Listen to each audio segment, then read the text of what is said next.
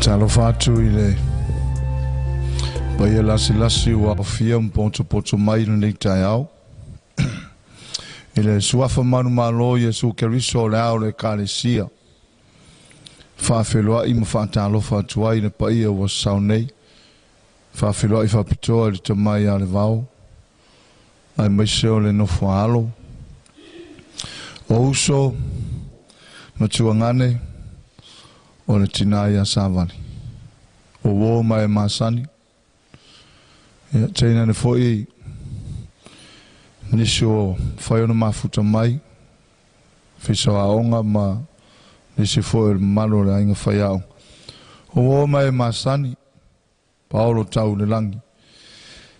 Whatalo whatu swafo Yesu Keriso ro tātou lima ro tātou whaola. E manatu e na whai tātou talo I ona tusa mara tātou pokalama. I ona mole tua leo lona sā. Ia mapu atu lona ainga. Ia, sau staimi o luma o le a whatino ina umai ona toi sauninga. Nisi nei a fionga ro tātou utua. A matai tātou whamawhanwhananga ro nei asu. Whetalai mai Yesu o au nei o le toi tū ma le ola. O le whatua tua mai a te au e lava ina oti. Ai ola lava ia. O tangata ola uma e whatua tua mai a te. E le oti lava e o I le whawa vau. O le mea e te nofo ai. O le atua o le whawa vau lea. O iu lalo foi a ao o le whawa vau.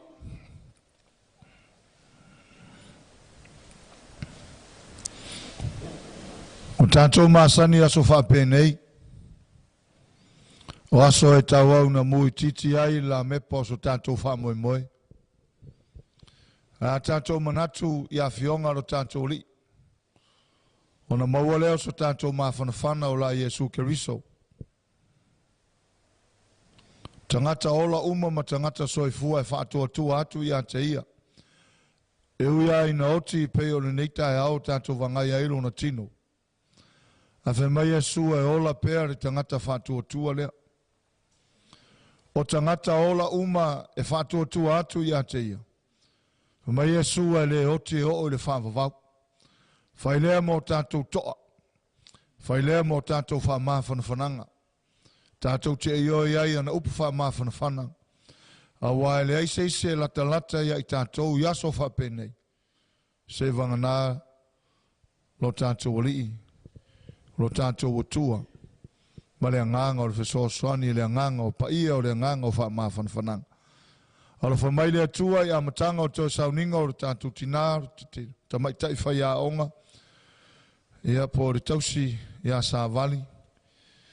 Sao mauli ne yaso whesoswani mai o le atua ia te tātou. Maua te maa ma no whaalo, o so foi matuangane ma a inga uma.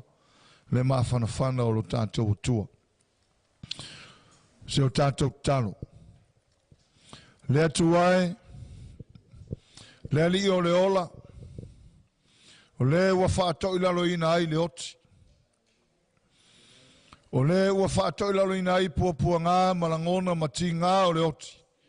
A ua e whae a ina, lautangata na whai, ona o le tongi ola na e saunia.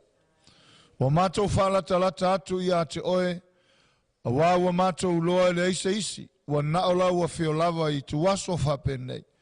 E te wha mawhanawhana ina lo mātou whawau. E te whasoaswani o mātou ti ngā. Wa mātou tu ina atu malafa I atu I a te oele a matanga o tō sauninga o tina. Ina ia sao mauli. Ina ia maua se tau langi le lei. Ina ia tau nuu manuia le mātou whainga malanga I lungo ala o le asavalia. E uia ina lata lata. Me le vai ir tangata. Aolo ia I lava whalave lave. Au mātou tu ina atu I a te oe le atua me uma I le amatanga o le aso le nei. Ina ia vi ia I oe lo mātou tama. Wha waua wha mawhanawhananga mau wha mai senga. Ia I mātou uma tai tōtas. Ai maiso le tama ma le no whaaro. Fo I tuai mtu mauri vi inga I a te oe lo mātou atua. E ala le mātou talo swafo Yesu Keriso le ao le kalesia. Vi ia o e whaavavau lava. Amen. Amen. Ja. No le la mori atu sa o tina, sau se taimi, sau se tula. Yo na wha wau leo no toi sauninga e tusa ma tanto por kalame. I le swafo Yesu. Amen.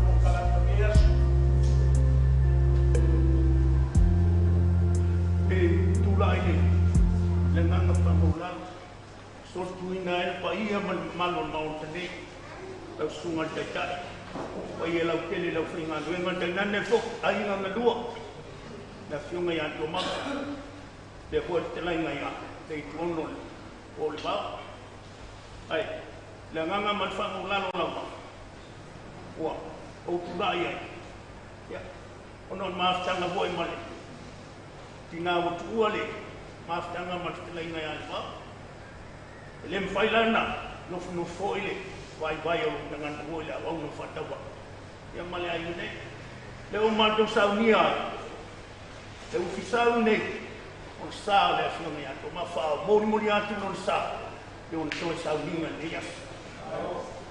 E neli tala, e on maosta, o le lawa i o tu, awaan maafitanga, mai tina e asa, wali man, leina nei pona.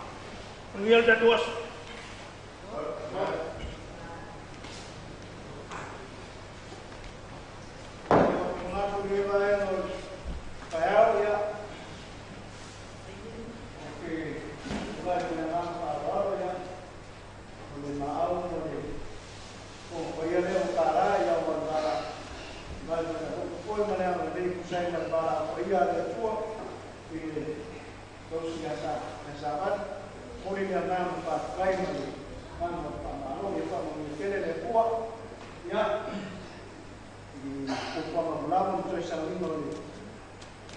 Ia tua koe o tia tono, ia mo paro laufa tai,